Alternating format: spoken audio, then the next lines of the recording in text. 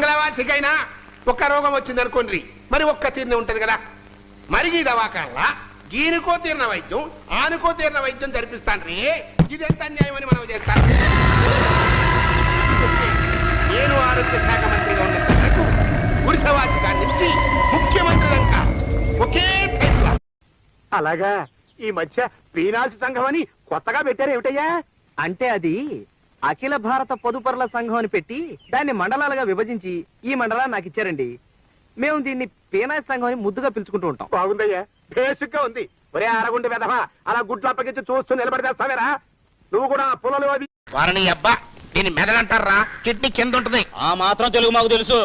Japan భాషలో మెదడుని kidney అంటారు.